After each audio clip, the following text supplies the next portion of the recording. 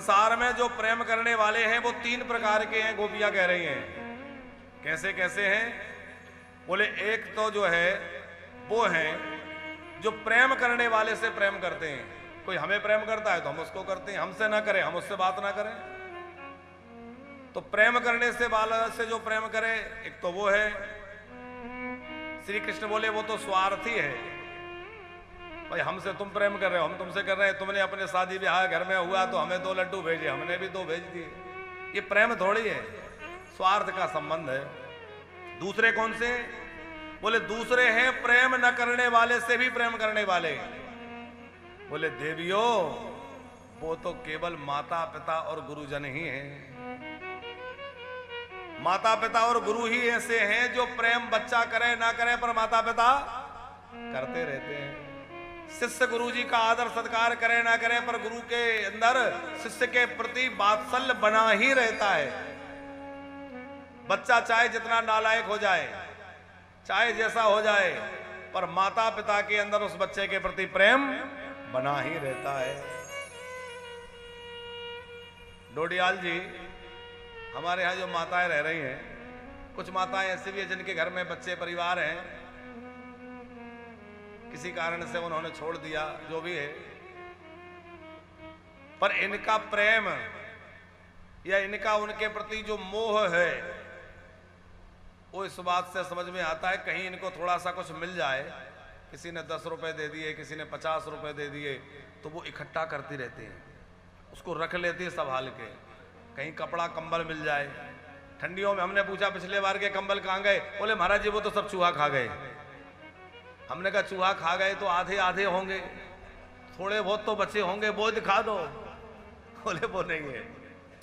अब वो कहाँ गए आप लोग समझ सकते हैं। हमें कोई उस बात से नाराजी नहीं, हम एक बात कह रहे हैं, बहुत अच्छा है।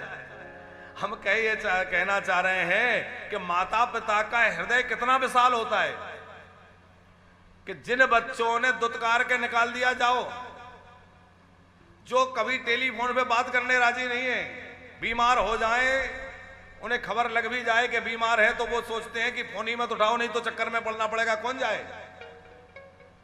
ऐसे संवेदनाहीन इतने ज्यादा निष्ठुर हृदय के वह बच्चे, लेकिन माता पिता का प्रेम कुछ मिल जाए तो रख लेते। बोले बच्चों को दे देंगे, बच्चों को दे देंगे, फिर भी प्रेम बना रहता है।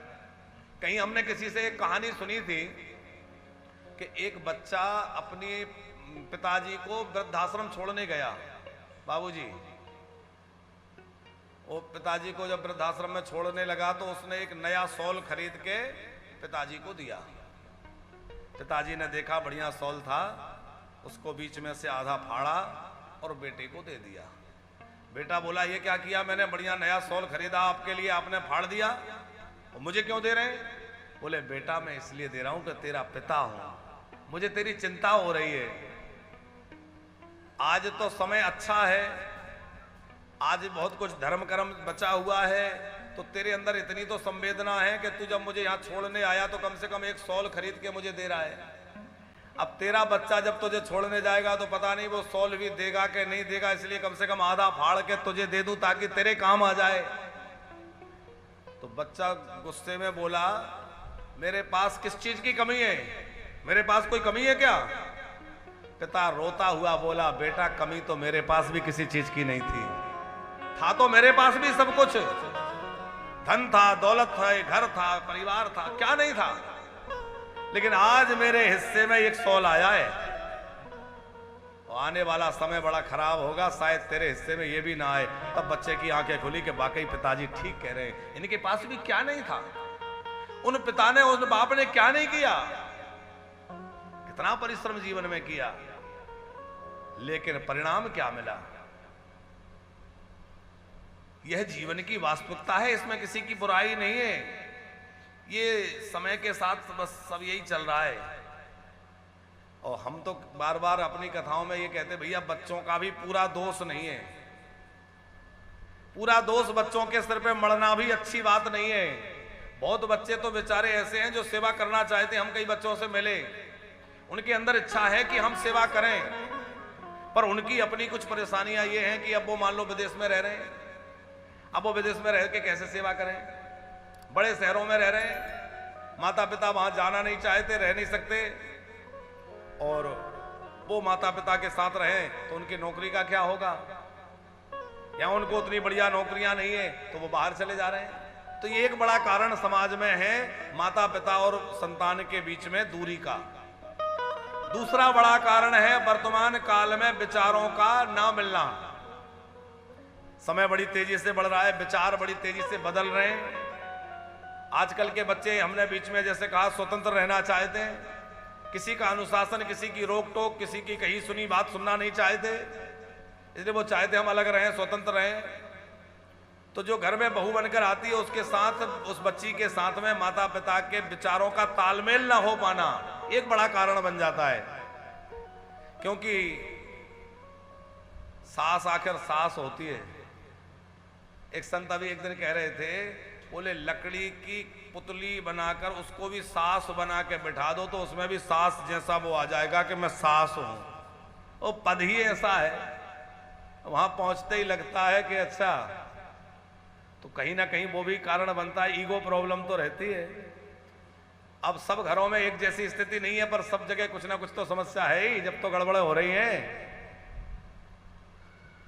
और उन्होंने इतना देखा है, सीखा है, सहा है, अनुभव लिया है, तो वो चाहते हमारे अनुभव का लाभ ये लोग लें, मगर वो सुनना नहीं चाहते। वो कहते हमें अपनी ज्ञान मत बताओ, अपना अपने पास रखो, हम खुद जान लेंगे, अपने से कर लेंगे। तो कहीं ना कहीं विचारों का मेल नहीं होता। अच्छा, एक हंसने और मजे की बात आपको बतावे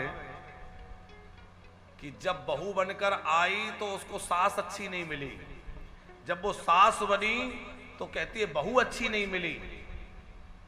होता है कि नहीं? ये जब बहू बन के आई थी तो क्या कहती थी? क्या करें, मेरे तो भाग्य अच्छे नहीं है, मेरी तो सास अच्छी नहीं है। और जब वही सास बन गई तो क्या कहती है? अरे सब ठीक है, सबकी बहुएं बहुत अच्छी है, पर हमारे तो भाग्य ही खराब है, हमारी बहू अच्छी नहीं है। तो पहले कहते थे सास अच्छी नहीं मिली, अब कह रहे बहू अच्छी नहीं मिली। इसका मतलब क्या हुआ? हमें अच्छा बनना पड़ेगा, हम अच्छे बन जाएंगे तो सब अच्छा बन जाएगा। भैया हम गड़बड़ है तो सब गड़बड़ है? अच्छा, मन का तो किसी को मिला ही नहीं। पत्नी, पति, पड़ोसी, जो कुछ भी मिला, बोले मन जैसा नहीं मिला। क्योंकि इस मन की जो कल्पनाएं हैं वो बहुत अलग हैं और वास्तविकता इससे बहुत भिन्न है। प्रायः लोगों की यह समस्या है, मन जैसा पति नहीं मिला, मन जैसी पत्नी नहीं मिली, मन जैसा पड़ोसी नहीं मिला, मन जैसा बेटा नहीं मिला, मन जैसी बेटी नहीं मिली। अरे भैया, ये मन की समस्या है, ये मन को सुधारो। ये जो मिलना था वो हमारे भाग्य से सब कुछ बढ़िया मिला है। जैसे हमारे कर्म थे उस अनुरूप भगवान ने वैसी व्यवस्था मिलाई है। अब हमें अपने सोच, अपने विचार, अपने मन को बदलना पड़ेगा। समाज तो जैसा है वैसे ही रहेगा, अपने आप को बदलो। पर बड़ा मुश्किल हो रहा है।